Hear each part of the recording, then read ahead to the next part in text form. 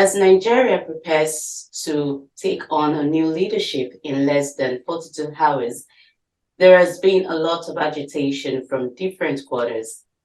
A few weeks ago, the Department of State Services apprehended some people plotting to scuttle the inauguration of Senator Bola Ahmed Tinubu.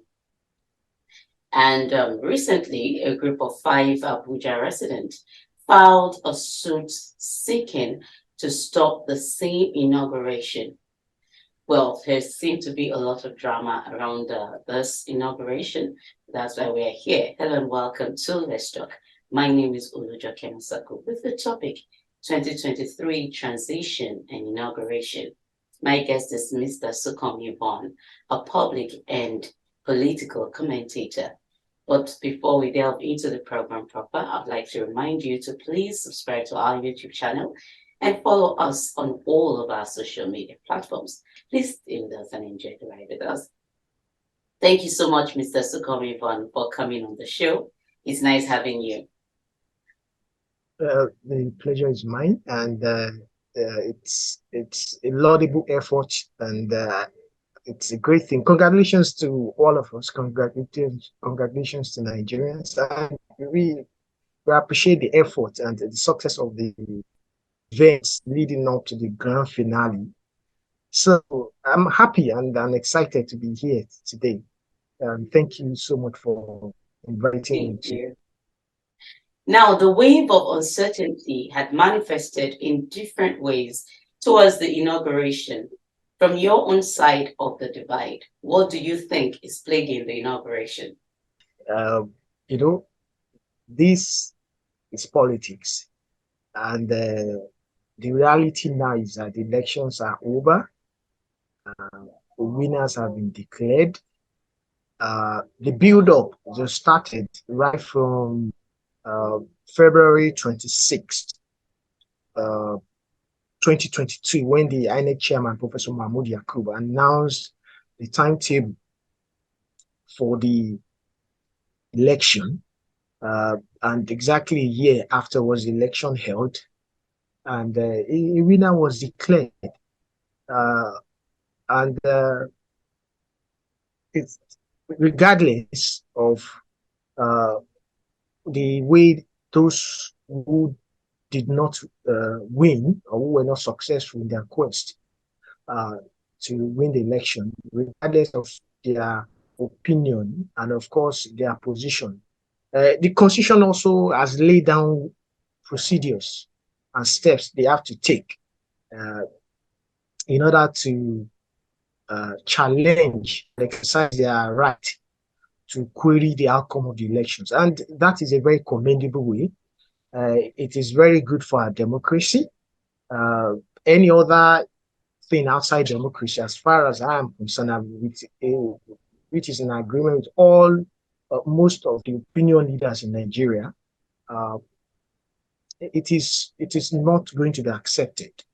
The international community as well has lent its voice that they support the democratic exercise, and they've gone ahead to congratulate the winner, the president-elect, Asiwaju Bola Ahmed Tinubu.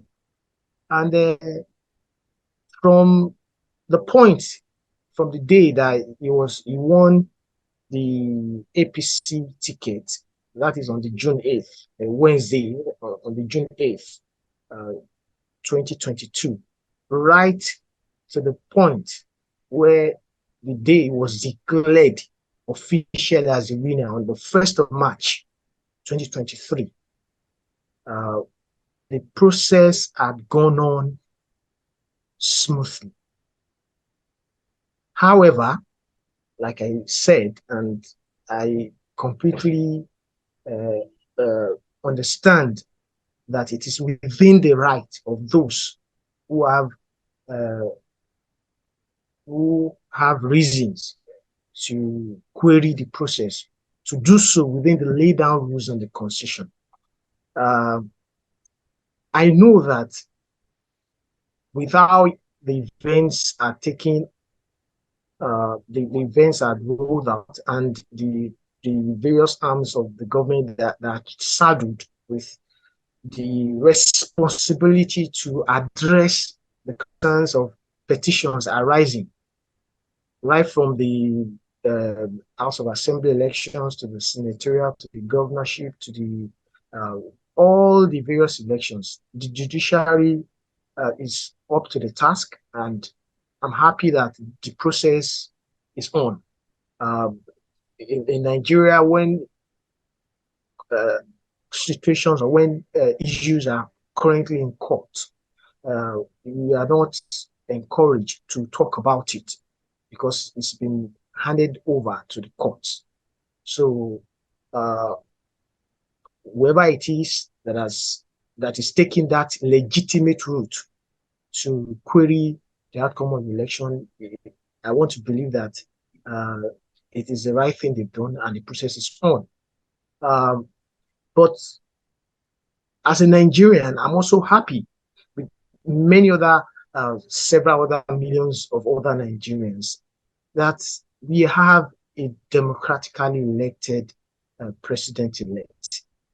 Uh, we are also very happy that the transition from the current President Muhammadu Buhari, to the president-elect, the incoming um, president-elect Bola Ahmed Tinubu, and his vice presidential-elect, uh, His Excellency Shetima.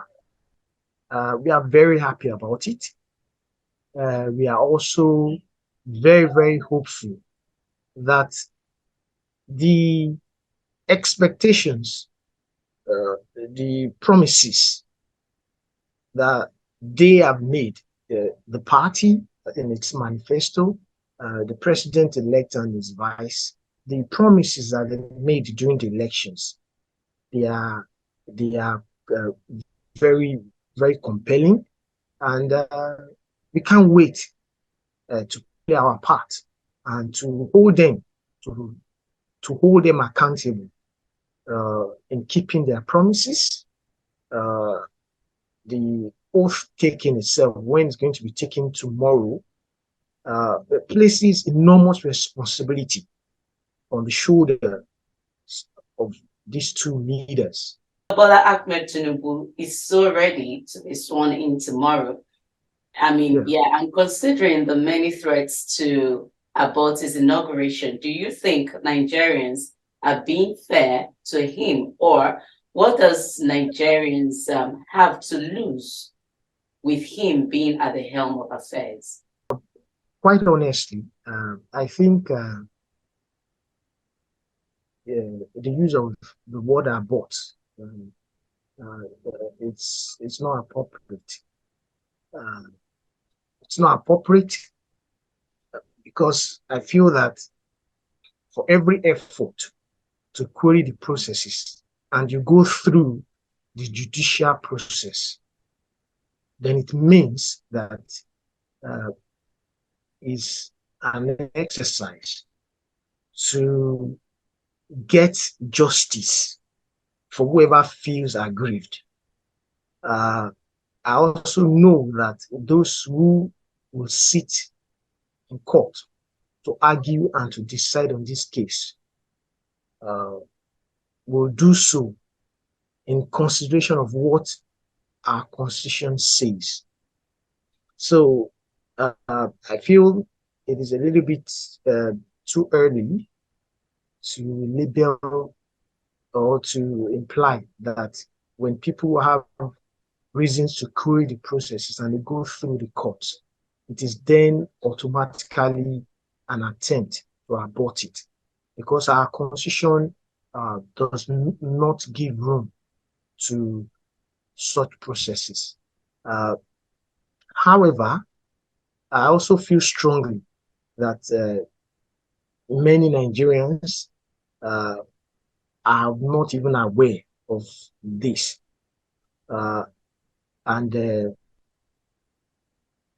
For someone like me, I've started looking at all the promises he personally made at his various campaign grounds. and I'm quite excited about it. This week alone, I've gotten about very wonderful, breaking news that really make me very excited.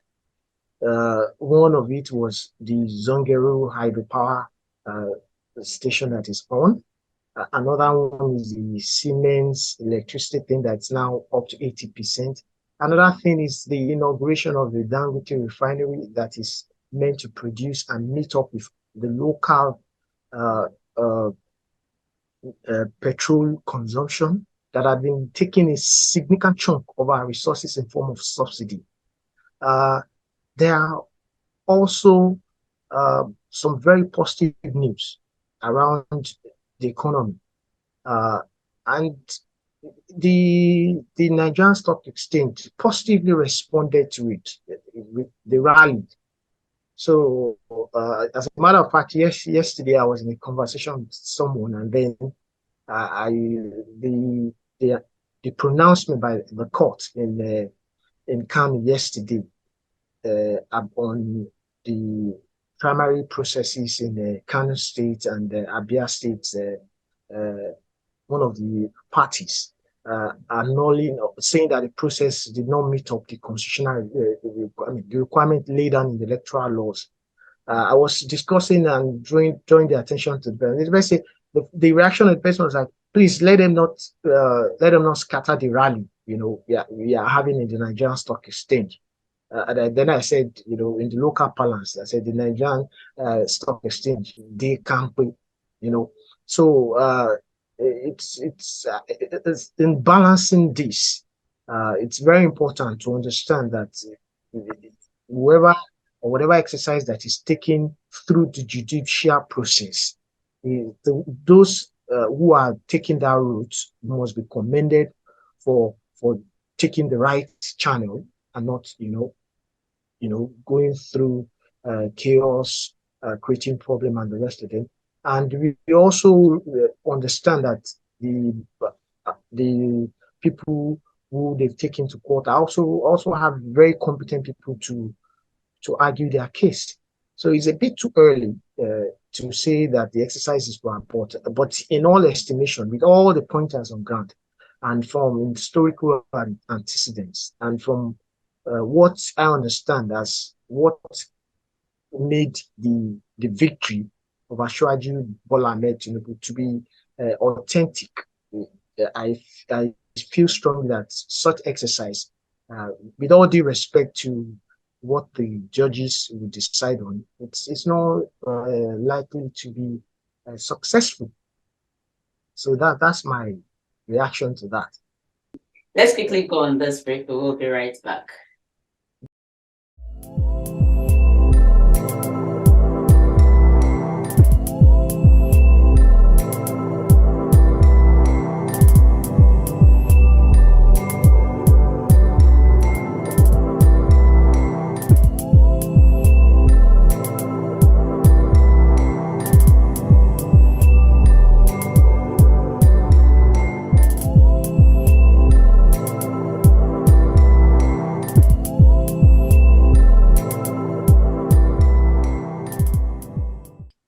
Welcome back. If you're just joining us, the program is Let's Talk on DNT Work, and I've been speaking with Mr. Sunkanmi Vaughan. The topic has been 2023 inauguration and transition, or 2023 transition inauguration.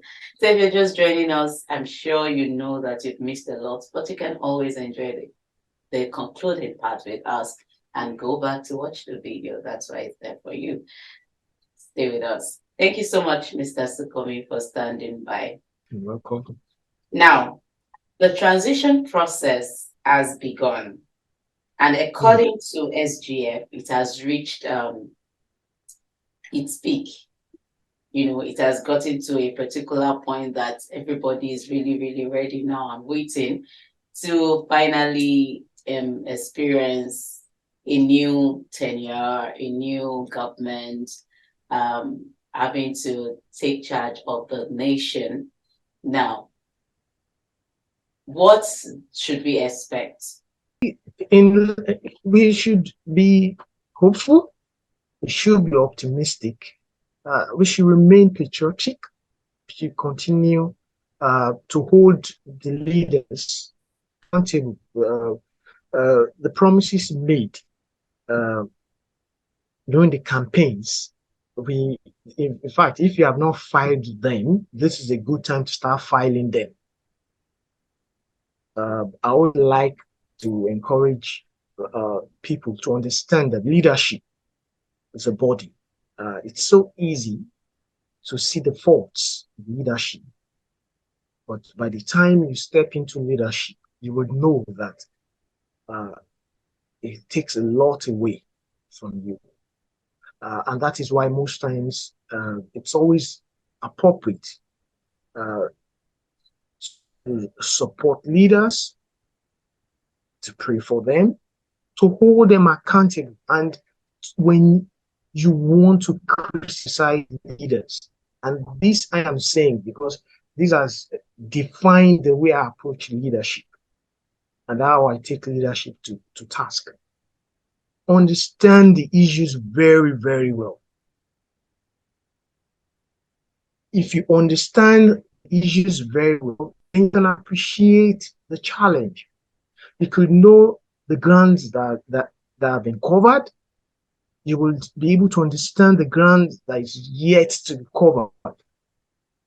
What I see is that most people do not even understand the issues.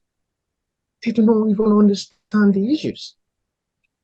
And because of the way, by default, we just feel that the leaders, let's crucify them. We sometimes do not understand that there are clear, credible alternatives to whatever they are doing. There's a credible alternative. So if I say that this leader X is not doing this, there's an alternative, there's a credible alternative that you as a patriot and as a responsible citizen could come up with. And you can use channels and platforms like us to push it out there.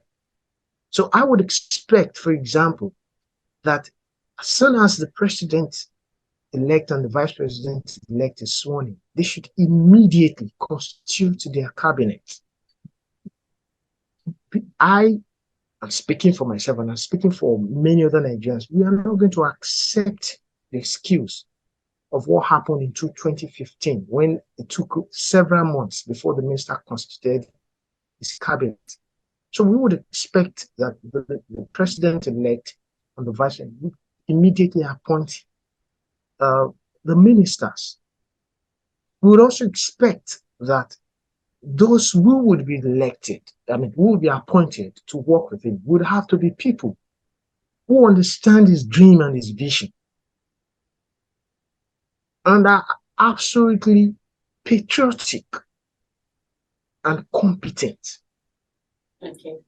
I'm sorry, I still have to cut you there because we're really running out of time. But finally, do you foresee Tinubu as Nigeria's game changer? Game changer? I do not see Tinubu as a god.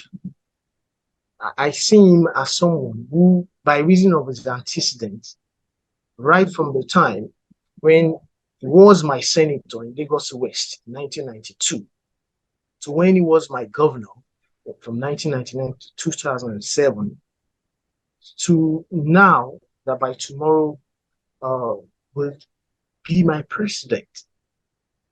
I could put all together and say that the likelihood that he's going to keep up with his track of ambition, ambitious, pragmatic leadership and visionary leadership that is going to build up, because When he came to Lagos, we knew, I recall then, even driving past Ahmed with the bar beach, almost sometimes would be almost entering, getting to the window of my car. But we know where it is now.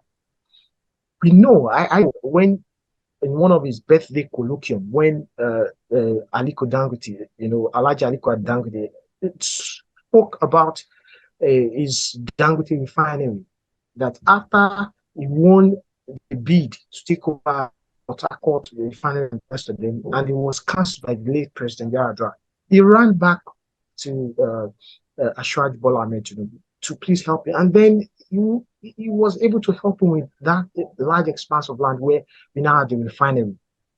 Is it in the area of where we had this severe, if you go down memory lane, as at the time Ashwaj Bola Ahmed Tinubu was the governor of Lagos, we had this perennial intertribal clash war between the OPC and the houses in Diaraba. This problem was so embarrassing then that even studying and schooling at Diaraba was almost a nightmare. But he was able to solve it. This was a problem that even several previous military could not solve. So in the area of power, and I want to believe that it was to his credit, his bold initiative to challenge the electricity laws status quo when he brought in Aaron then in around 2001 or so, that led to eventual amendment of our constitution such that electricity now is now away from the exclusive list, is now in the residual list. So states, local governments, states can now build their power generation, they can transmit, they can distribute. So there are all other things that are still standing even to his credit today.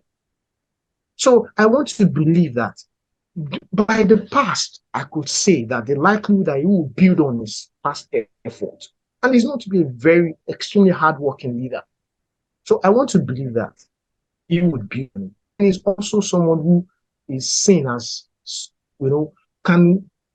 has built relationship across several divides, religious, tribal, call it, even across even international divide.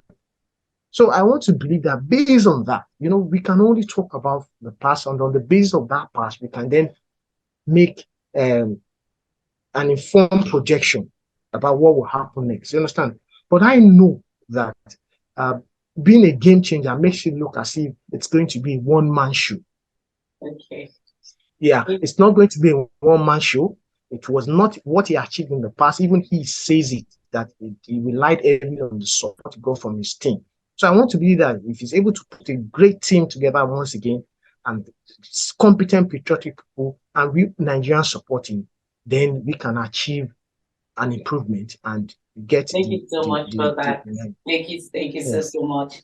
And to you out there, thank you too for being part of the show. I know that you really would love to hear more, but we are actually out of time. Until next time, when I come your way again with another exciting edition of Let's Talk, I remain Olujoke Masako. And congratulations to the new president of Nigeria. See you next time.